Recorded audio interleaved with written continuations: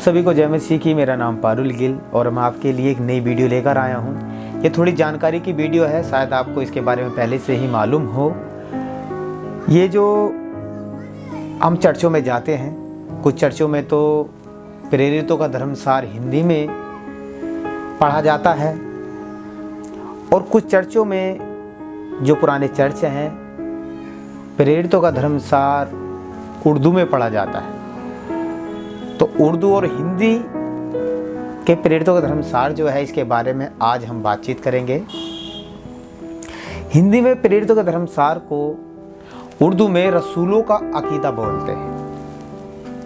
जो पुराने चर्च है, मेथोडिस्ट, एसडीए, जो पुराने जो चर्च होते थे, उनमें ज़्यादा से ज़्यादा जो बाइबल पढ़ी जाती थी, जो प्रार्थनाएं होती थी या जो भी मसीह गीत गाए जाते थे, वो उर्दू में पढ़े जाते थे, उर्दू में गाए जाते थे। और अब उर्दू का इतना क्रेज नहीं रहा है, अब ज़्यादा से ज़्यादा हिंदी पे ध्यान दिया जाता है।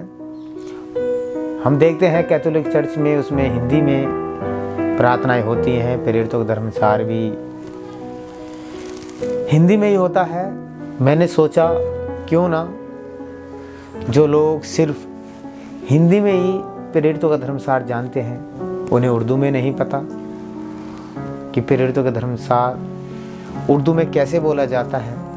मैंने सोचा कि इस वीडियो के द्वारा थोड़ी जानकारी उन्हें दी जाए। और ये वीडियो उनके लिए भी है जो सिर्फ रसूलों का अकीदा उर्दू में ही जानते हैं, उन्हें हिंदी में नहीं मालूम। ये वीडियो उनके लिए भी है। तो दोस्तों, प्रेरितों के धर्मसार को उर्दू में रसूलों का अकीदा बोलते हैं और उसे सबसे पहले हम इसे हिंदी में पढ़ेंगे कि प्रेरितों के धर्मसार को हिंदी में कैसे बोलते हैं, और उसके बाद हम उर्दू में इसे समझाने की कोशिश करेंगे, बताने की कोशिश करेंगे। तो सबसे पहले हम प्रेरितों के धर्मसार को हिंदी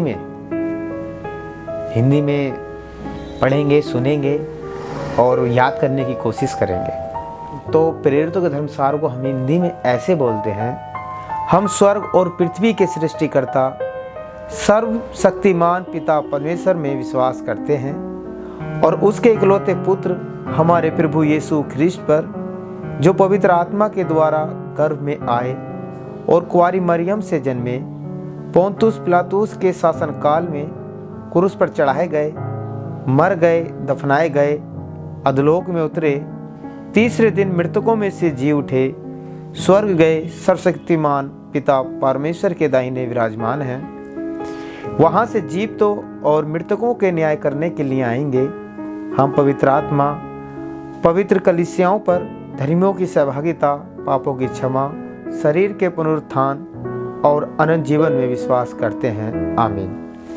मसीह में मेरे प्यारे भाइयों और बहनों, ये प्रेरितों का धर्मसार हिंदी में ऐसी हम प्रार्थना करते हैं और इसे आइए देखते हैं हम इसे उर्दू में कैसे बोलते हैं। उर्दू में हम ऐसे बोलते हैं: मैं एतिकाद रखता हूँ खुदा कादिर ए मुतलिक बाप पर, जिसने जमीन और आसमान को पैदा किया, और उसके इकलौते बेटे हमारे खुदाबंद यीशु मसीह पर, कि वह रूह उल कुदुस से मुजस्सिम होकर कुंवारी मरियम से पैदा हुआ, पोंतुस पिलातुस की हुकूमत में दुख उठाया, सलीब पर खींचा गया, मर गया और दफन हुआ, और तीसरे दिन मुर्दों में से जी उठा, आसमान पर चढ़ गया और खुदा बाप कादिर ए मुतलक के दाहिने हाथ बैठा है, जहाँ से वह जिंदों और मुर्दों के इंसाफ करने को आएगा। मैं एतिकाद रखता हूँ रूहुल कुदूस पर, पाक कलीसियाओं आम पर, मुकद्दसों की रिफाकत और गुनाहों की मुआफ़ी, जिस्म के जी उठने और हमेशा की ज़िंदगी पर। आमीन। मसीह में मेरे प्यारे भाई और बहनों, ये रसूलों का अकीदा उर्दू में है, यानी प्रेरितों का धर्मसार। ये भी हमें याद होना चाहिए। मैं कई चर्चों में गया, कहीं पर हिंदी में प्रेरितों का धर्मसार बोला जाता है और कहीं पर बिल्कुल नहीं बोला जाता है और कहीं पर इसे हम उर्दू में बोलते हैं। क्योंकि जब मैं छोटा था, पास्टर घर आते थे तो ज़्यादा से ज़्यादा जो बाइबलें होती थी उर्दू में होती थी, प्रार्थनाएं उर्दू में होती थी, ज़्यादा से ज़्यादा उर्दू के शब्दों का इस्तेमाल होता था। और ये हमारे पिता वाली भी जो प्रार्थना है वो उर्दू में ही होती थी। तो ये मैंने थोड़ी सी छोटी सी वीडियो है, मैंने समझाने की कोशिश की है। अगर आपको वीडियो अच्छी लगी हो तो इस वीडियो को लाइक कीजिएगा, अपने दोस्तों में, अपनी फैमिली में इस वीडियो को शेयर कीजिएगा और कमेंट करके बताइएगा कि आपको ये जानकारी कैसी लगी, और हो सके तो हमारे चैनल को सब्सक्राइब कीजिएगा। धन्यवाद। आप सभी को जय मसीह की।